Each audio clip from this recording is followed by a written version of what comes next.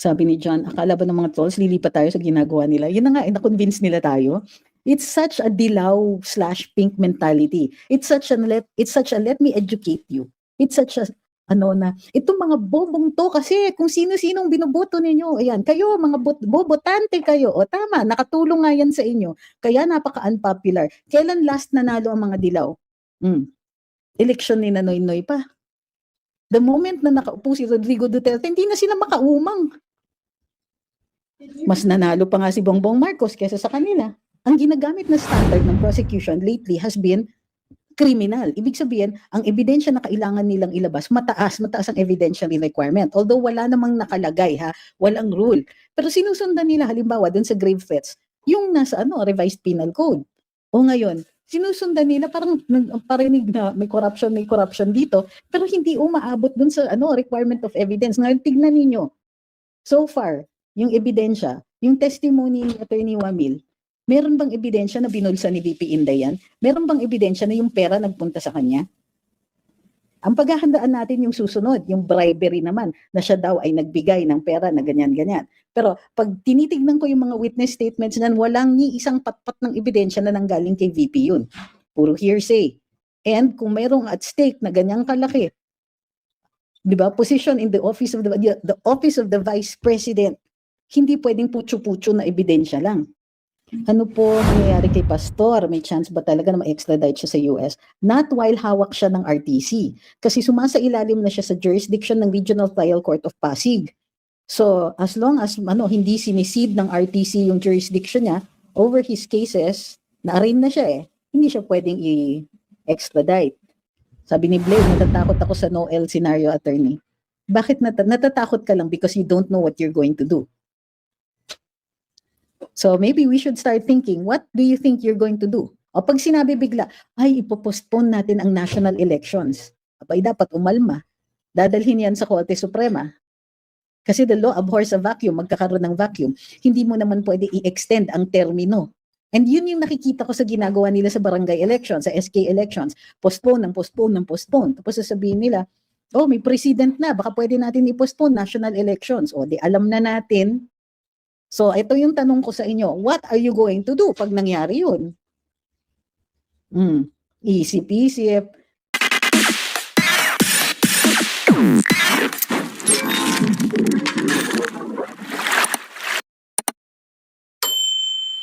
Sabi ni Maria, dumadating na yung mga trolls, pikon na.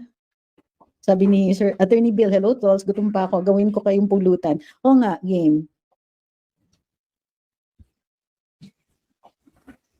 Sabi ni One Republic, tapos General Torre as MMDA, surveillance sa mga plate numbers ng politicians and identified movements. Totoo yan. So, anong pwedeng gawin? This is something na hindi ko nakikitang natitinag ang Supreme Court. Pwedeng naiinis tayo sa ibang mga desisyon, pero on this one, very recently, nag-grant sila ng writ of amparo sa ilang mga tao na supposedly ni-red tag na military. Ngayon, kung sa tingin ninyo, under surveillance kayo at mayroong kayong kahit anong pruweba, mag-file tayo ng writ of amparo. So kung sinusurveillance tayo ni General Torre and meron tayong mayroon tayong pruweba of that, kahit paano, dapat maraming mag-file ng issuance ng writ of amparo.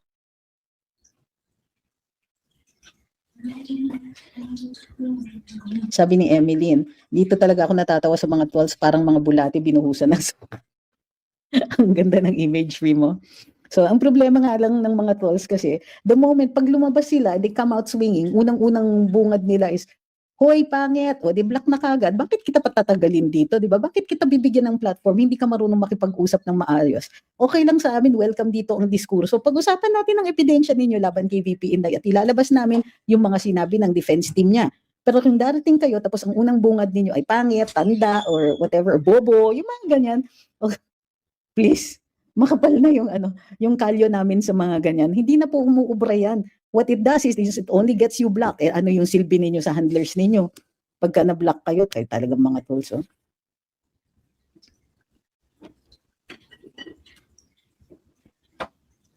Sabi ni John, akala ba ng mga trolls lilipat tayo sa ginagawa nila? Yun na nga, na-convince nila tayo. It's such a dilaw/pink mentality. It's such a let me educate you. It's such a ano na, itong mga bobong to kasi kung sino-sinong binoboto ninyo, ayan, kayo mga bobotante kayo, o tama, nakatulong nga yan sa inyo, kaya napaka-unpopular. Kailan last nanalo ang mga dilaw? Eleksyon ni Nanoy Noy pa. The moment na nakaupo si Rodrigo Duterte, hindi na sila makaumang. Mas nanalo pa nga si Bongbong Marcos kesa sa kanila. I just put it up there. Ay, there.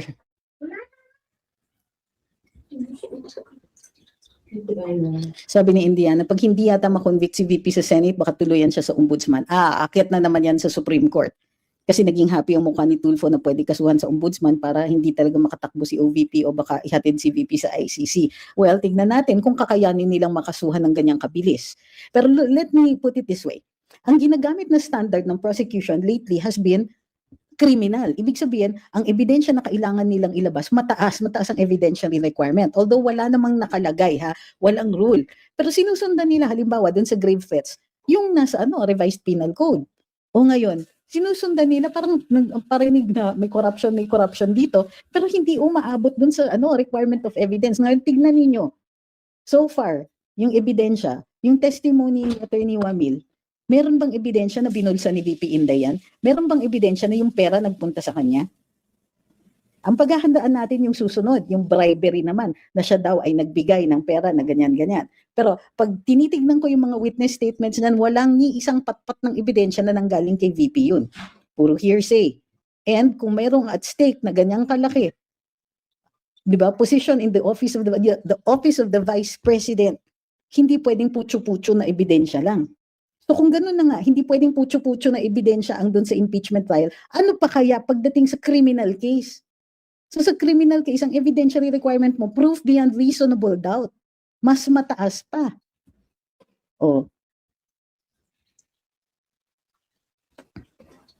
Sabi ni Indiana, pag hindi yata makonvict si VP sa Senate, baka tuluyan siya sa ombudsman. Nabasa ko ng pala yan. Ayun na nga yung sinasagot ko. Sabi ni Private Eye, sa mga outstanding public servants, Matibag, Remulla, Adyong, hinga ng malalim, roll your eyes ng konti, at mag-move on na tayo. Papansinin pa ba natin yan?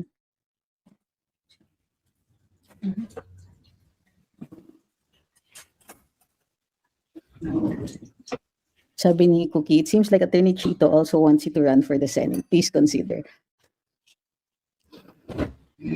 Alam nyo, the last time nung maraming nagtatanong sa akin, may mga alleged DDS na nag-decide silang gawin na kumpulutan sa kanilang live. Tapos sinasabi nila na, ay, ambisyosa, ayaw i-deny na tatakbo siya, or ayaw mag-deny, ayaw tumanggi, ayaw pinag-uusapan na baka tumakbo for Senate. Awa ng Diyos, right after that, dilumitaw yung pangalan ng mga, ako at yung pangalan ko, at saka yung mga co-hosts ko sa Despox, at saka ilang pang mga hosts ng bilyonaryo doon sa senatorial survey.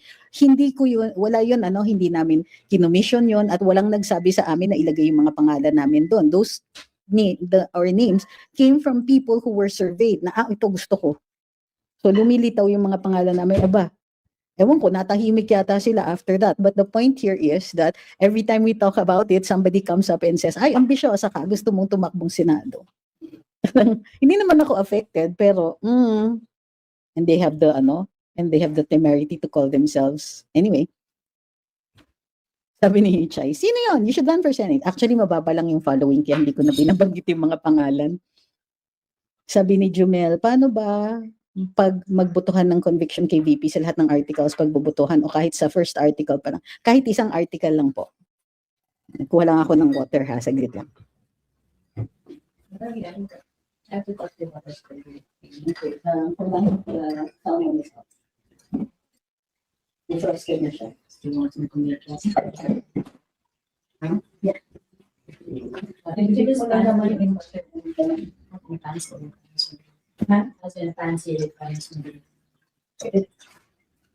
Kasi napitigasan ako pag transfer. But it's okay if it's easier for you. So yes, kahit isang article of impeachment lang ang conviction. Yun na yun. Sabi ni Chongbit, hello, good morning. Good morning po.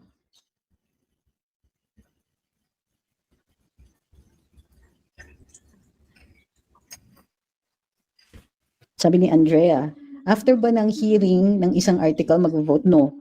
Tapos na, di ba? Nag-Article 4. Yun yung umpisan. Ngayon, nasa Article 1. Walang botohan. They'll hear the whole, right now, it's presentation of evidence for the prosecution on all 4 articles of impeachment. Pag natapos na magpresenta ng ebidensya ang prosecution, it will be the turn of the defense. So, babalik na naman tayo sa Article 4, Article 1, and so on.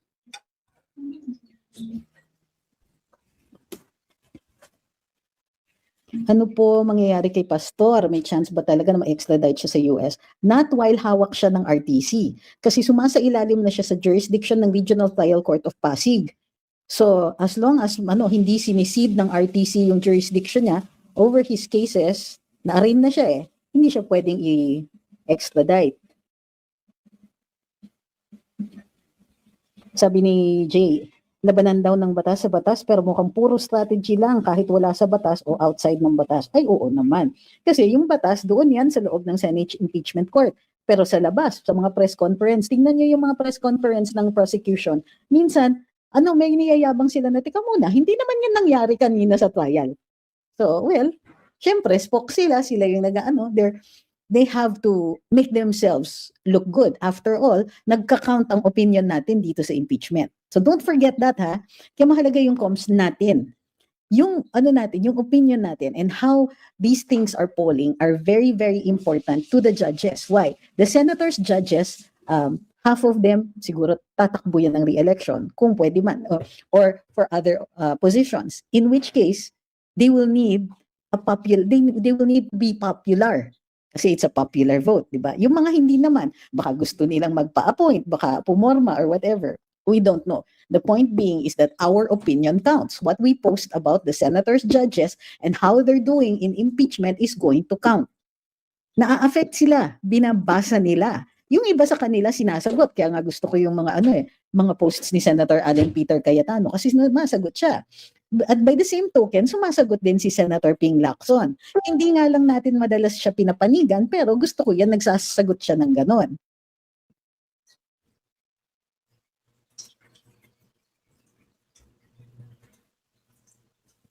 After mag-present ng defense, voting na, closing arguments.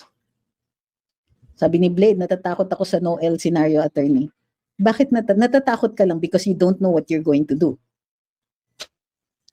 So maybe we should start thinking, what do you think you're going to do? O pag sinabi bigla, ay ipopostpone natin ang national elections. Abay dapat umalma. Dadalhin yan sa Korte Suprema. Kasi the law abhors a vacuum, magkakaroon ng vacuum. Hindi mo naman pwede i-extend ang termino.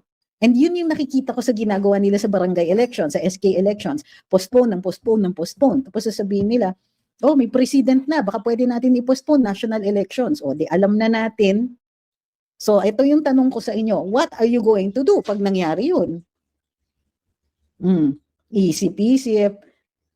Yung mga nagsasabi na, sige, hintayin na lang natin ng eleksyon. I get that, kasi gano'n naman ang sinasabi ni VP Inday. But she has contingency plans na hindi niya pwedeng sabihin. So, here's my point. Tayo, anong gagawin natin? Paano kung nag-announce na, o sige, no-L. O kaya postpone ng eleksyon. Ibig sabihin, tutuloy-tuloy yung pag-uupo. Yung isang tao na hindi pumapayag na magpa-drug test ang sarili niya. Kailangan i-express natin yung pagtutol natin dyan. So the expression can be through your posts in social media, writing letters to the editor, pwede rin dumayo kung magkakaroon ng rally para you can vote with your feet. Puntahan nyo yung rally, magpakita tayo ng numbers doon. So, but if you're going to tell me na, ay hindi ako pwede kasi ganito, then okay, I understand your reasons. But your reasons are not going to help us win. Sabi ni Peds, tanga ng isang Pilipino kung di tututol sa walang eleksyon. Totoo yan. Kasi ano ang magiging basis para tumuloy-tuloy yung mga nakaupo? Kung we elected them only for a term. How dare you extend that term? Maliwanag, nung binoto ka namin at masama nga ang loob namin na binoto ka namin. Anyway, hanggang 2028 ka. If you dare to spend more than even an hour beyond what we have elected you for, magdalawang isip ka.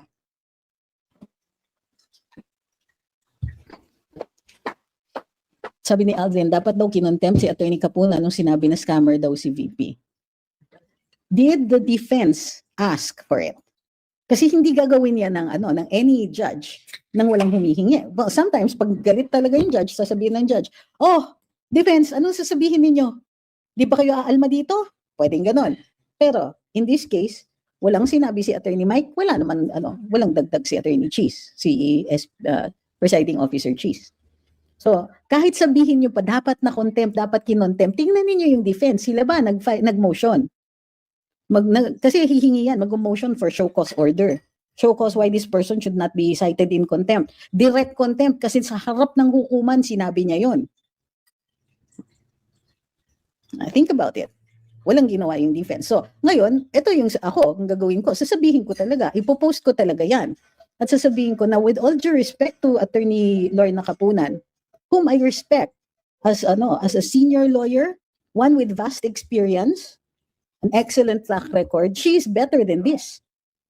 Wag naman po ganyan. Kung hindi nyo gusto, the way the proceedings are, the way the trial is proceeding, we understand your frustration. Pero bakit si VP Inday ang ginagawa ninyong ganyan? Wala nga silang ma-produce pa na ebidensya that indicates that the VP pocketed any money from the confidential funds. Aber nga.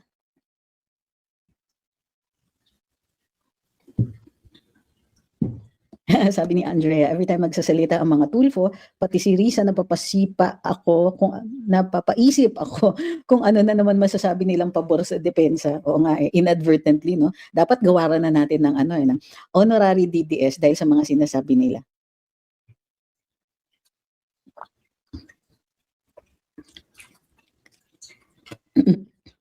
Sabi ni Indiana, itong si Atty. Lugitan, sarap. Sabi pa niya, kailangan ibalik ni VP ang pera, nakakabuisit talaga. Well, hindi ganito yan. Huwag kayong magbubuisit sa sinasabi. Mag-react kayo. You state it. Kasi ang nangyayari, sumasabog yung dibdib ninyo. Ay, walang mangyayari kung ganyan lang, puro feelings. Post nyo. You don't have to commit libel, ha? Alam ko na galit kayo, but you have to express na galit kayo at that. Makikita nila yan. Makikita nila if a lot of people are posting about it. You cannot escape it.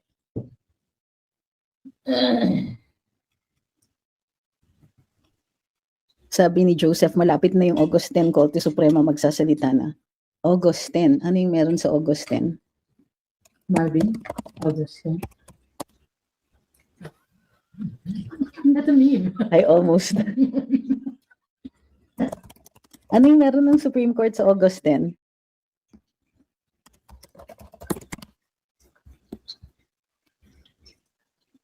It will begin accepting, ang announcement lang ng Supreme Court for August 10 will begin accepting applications for electronic notary public commissioning. Qualified members of the Philippine Bar can apply. So ano yung sinasabi ninyong August 10? Magsasalita ang Supreme Court. Pakiliwanag nga. Huwag kayong maglalabas ng mga ganyan nang hindi nyo nililiwanag. Baka magpakalat kayo ng fake news niyan.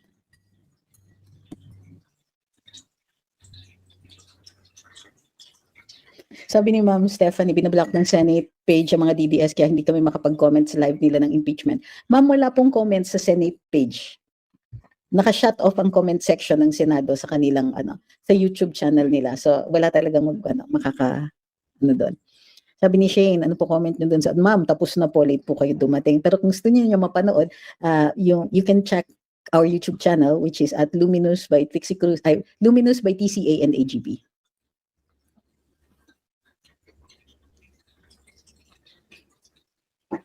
Sabi ni JP, hindi pa rin ako makaget over sa tanong ni Senator Risa if may sakit ba daw si Mary Grace Piatos kaya medicine ang binayad sa kanya.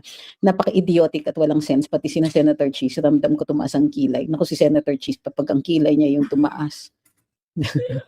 This kilay that's on point. Sabi ni Period, I missed your very impartial commentary about the 18 Marines. Oh, you can catch it on the YouTube channel, but here's the short version. Matagal na natin sinasabi that this is not an easy activity to undertake. Being a whistleblower is a thankless job. There's no law that protects them. There will be pressure from many sides, both from theirs and from their adversaries. And we have heard about the threats, and we saw how many cases were filed against them. Tingin ko napagod na lang sila talaga, which is a normal occurrence in an activity like this. So, yun. And we watched the GMA News interview, and it is very clear, hindi nila sinasabi that they lied. Ang sinasabi nila, binabawi nila, which is a very big difference. Microbladed. Microbladed ba si Cheese?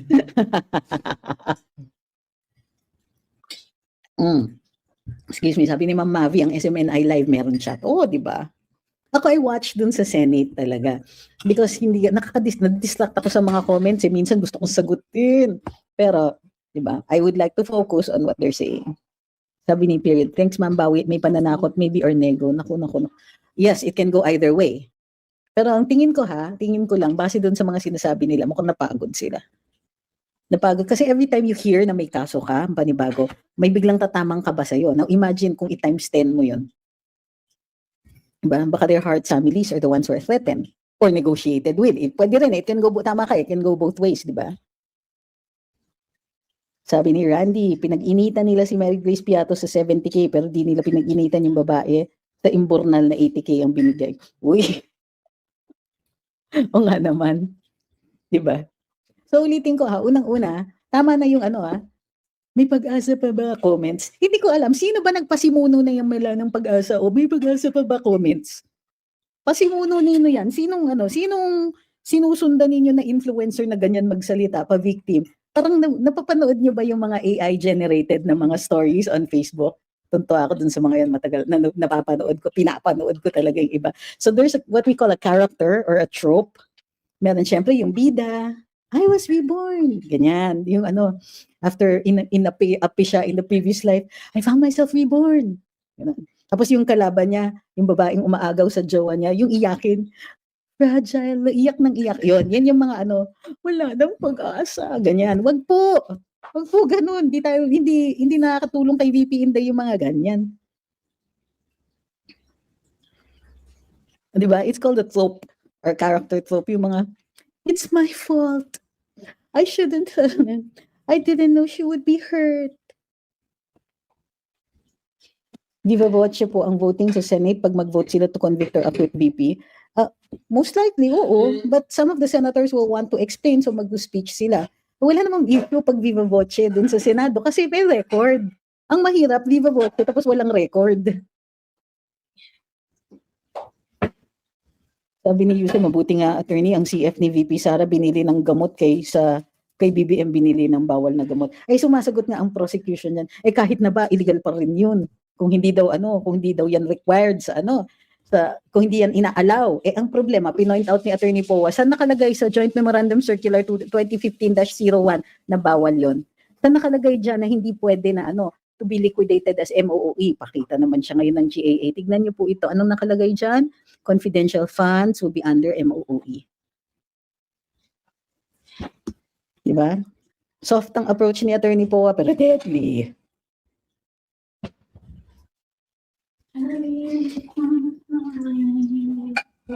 Sabi ni Ma'am Stephanie, enjoy nga manood ng AI-generated series kaso naisip ko parang hindi nag-thrive ang mga AI hub. Kailangan wag natin tangkilikin. Kasi madami AI hub kasi nag-i-increase ang demand nila. Well, sa China yan. Karamihan ng mga ganyan na AI-generated content sa China yan nanggaling. Yun na nga umang na sila kasi ahead na sila. Kaya nga nung makaripas ang US na makakompete.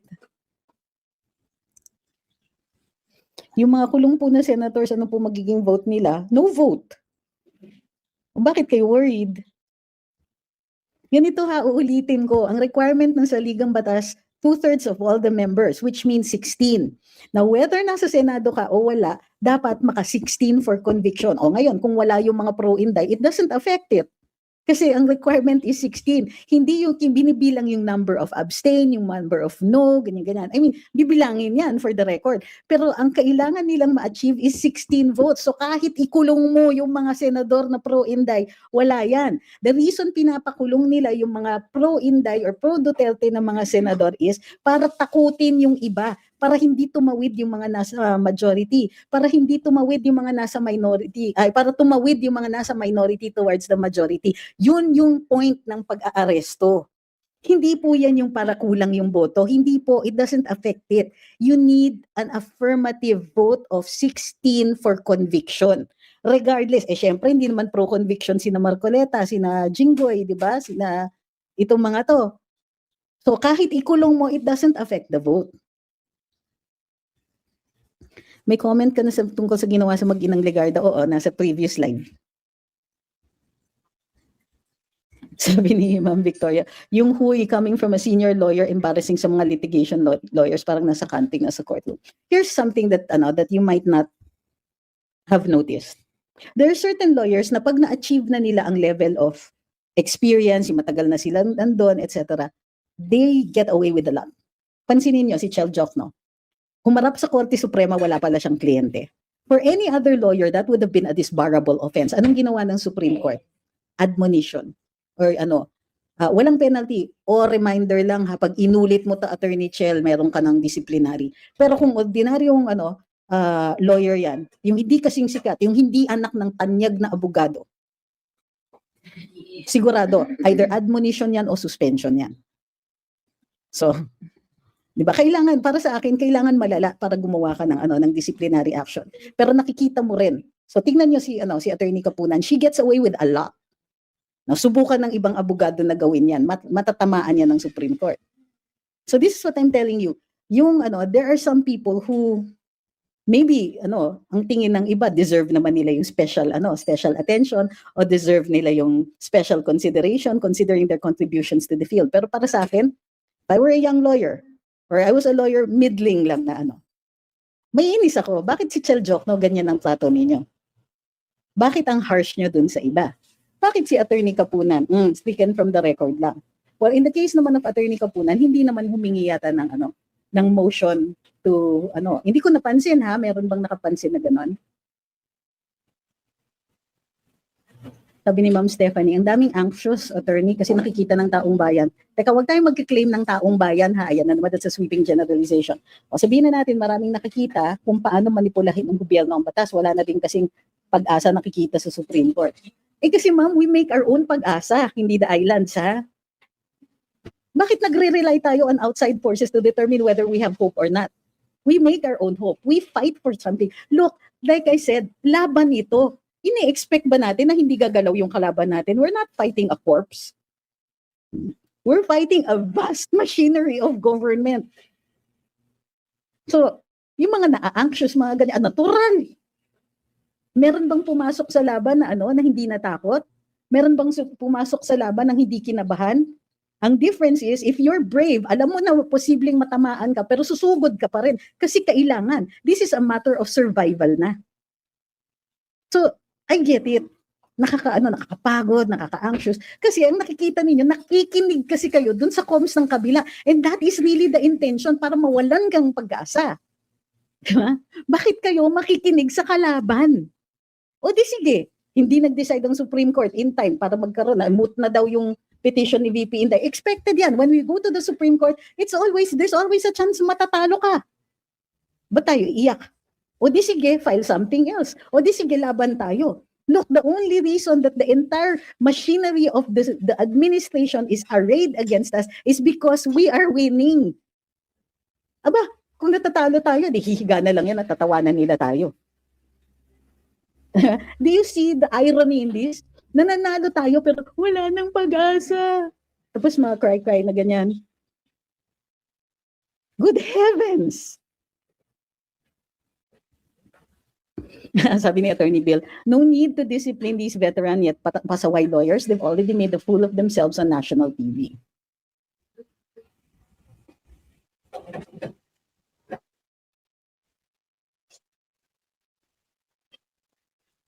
So, ganito yun eh. Kung kalaban sila, bakit kayo nakikinig sa kanila? Naalala nyo, during the Vietnam War, there was a personality called Vietnam Rose. Sa Pilipinas, merong Tokyo Rose.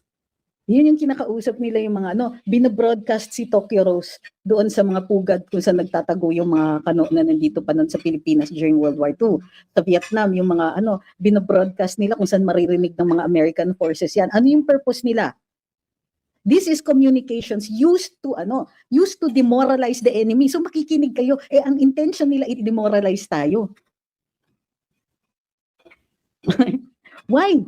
Bakit natin bibigay yung gusto nila? Gusto nila ma-demoralize tayo. Kasi pag na-demoralize tayo, we will stop. Mawawalan tayo ng paki. Yun ang difference natin dun sa mga kalaban natin. Yung mga kalaban natin, may paki sila because of personal interest. May paki tayo dahil mahal natin ang bayan natin and we want a fighting chance na may future pa yung mga apo natin.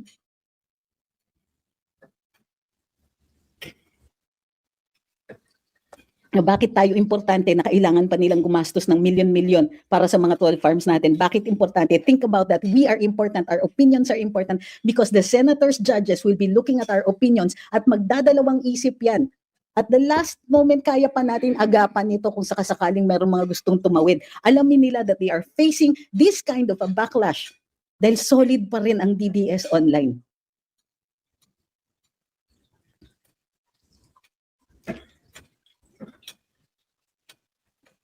Sabi ni John, if some of us are losing hope, then it just shows that the propaganda is working. Huwag tayong papayag. Sabi ni Indiana, kaya siguro pumunta dito si Rubio, isa siguro yan sa usapan ni BBM na ibigay nila pastor para wala talagang tutulong kay VP. Yes, but even the president, well, I doubt it kasi, look, pumunta si Rubio dito, one of the things that was on the agenda kahit i-deny pa nila ay yung ICC. Eh kung hindi tayo, sa tingin ninyo, mataas pa rin ang tingin nila kay BBM? In spite of what ICC says, USEC Claire says, wala tayong naririnig na komento na nanggagaling sa US. So sabi ni Auntie Claire, they understand kung bakit hindi daw pwede pumayag ang Pilipinas na mag-anti-ICC na.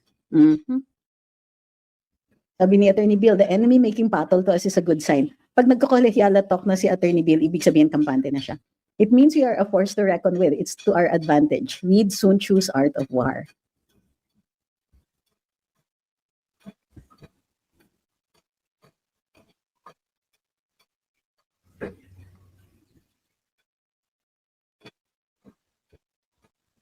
O, di ba?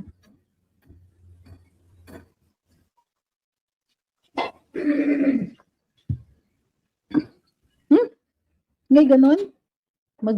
Tama po ba maging asa? Kala ko, sabi ni Indiana, ano masasabi mo na isa ang USA ang nag-back up sa mapadala si Tatay Digong sa ICC kasi si Tatay Digong ay neutral? O so, alam na natin yun. So, o ngayon, bumaliktad na ang US. Alam nila, look, all out ang tutol ng US sa ICC. Tingin nyo that still matters?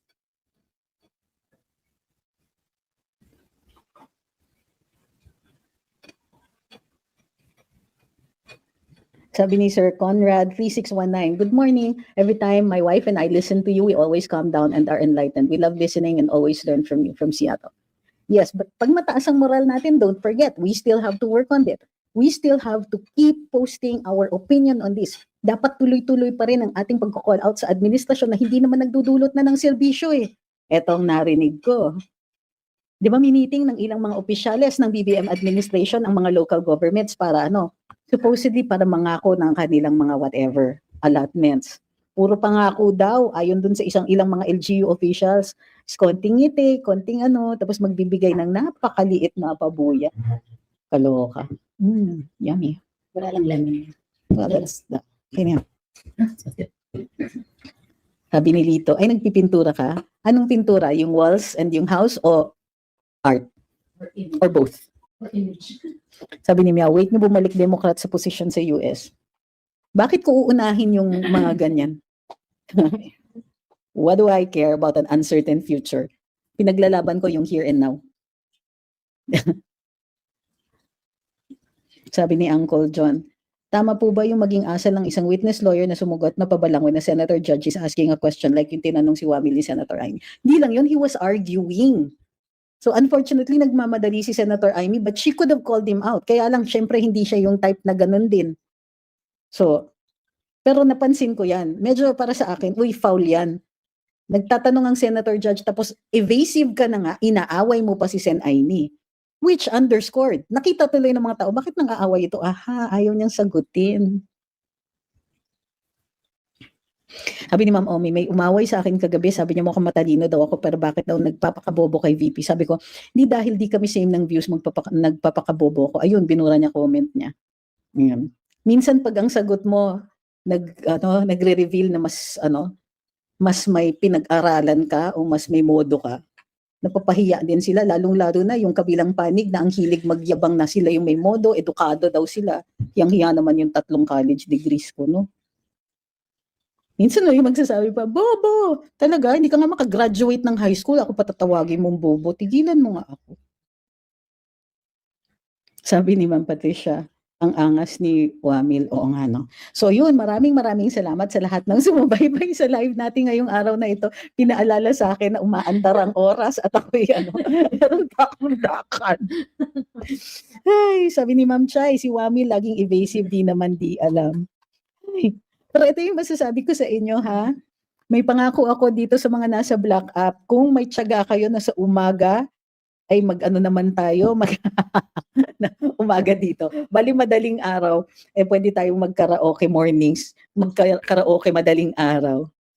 Okay? And finally, dun sa mga nagtatanong, makakauwi na po ba si PRD? Look, ang dami pong fake news na nandyan. Huwag pong madali maniwala.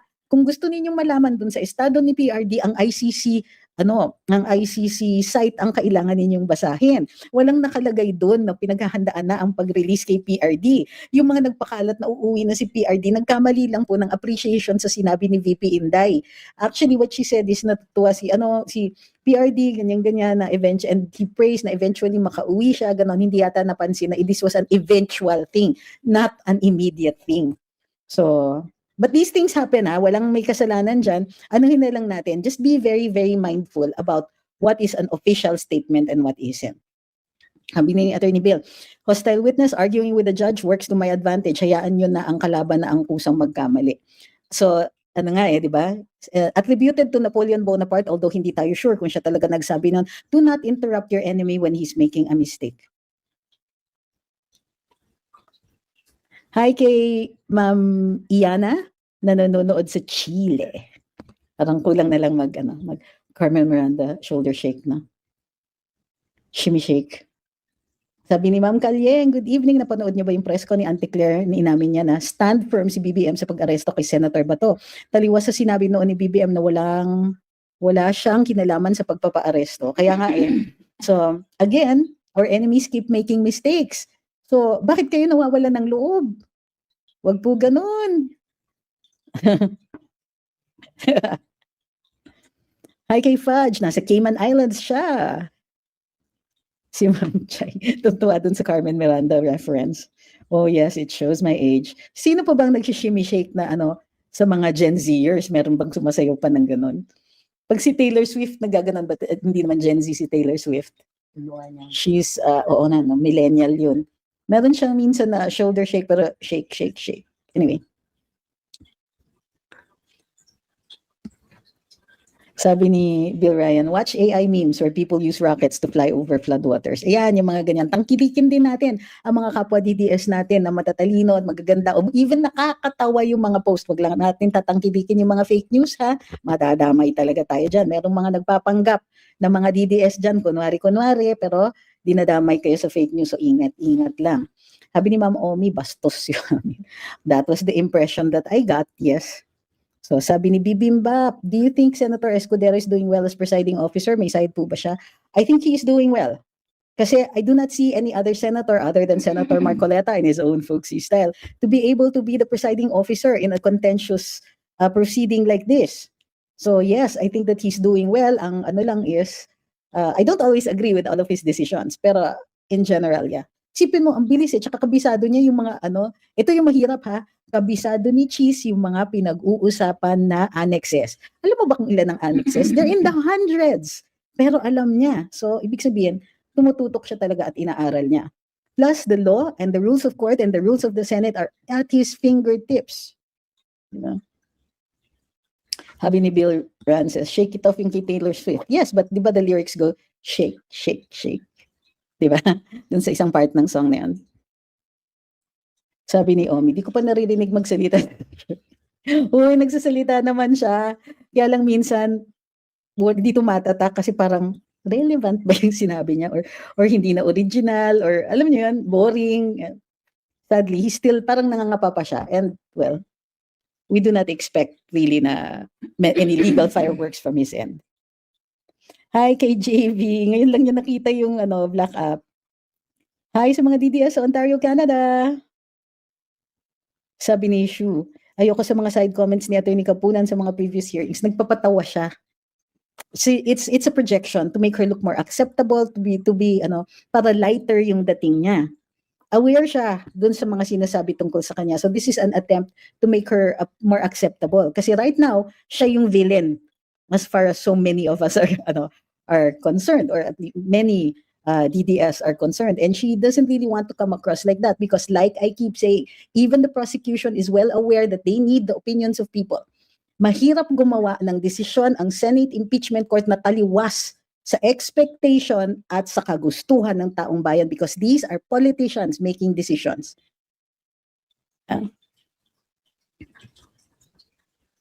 Okay, so muli, maraming salamat. Nag-extend na naman ako ng 5 minutes ng kakadaldal ko. Maraming salamat. 640 days until May 8 elections in 2028. Let's make the most of the time. Continue posting. You're doing a good job because nagre-react yung administrasyon, trying to pour more money into their troll farms, trying to pour more money into pressuring witnesses such as, but not limited to, some of the Marines, ex-Marines or ex-Army. We're on the right track, guys. Huwag mawawalan ng pag-asa. Okay, so thank you very, very much. Ayun, final note, sabi ni Ma'am Patricia, mas alam nga ni Cheese yung articles of impeachment, he corrected Attorney Chel Jokno twice. See, on that note, okay pa tayo, but we have to keep fighting. Wag magpapadala dun sa demoralization strategies and tactics na ginagamit ng kabila. Don't listen to them, especially when they have nothing to show for it. Okay? So good night. Thank you very much. We'll see you again very, very soon.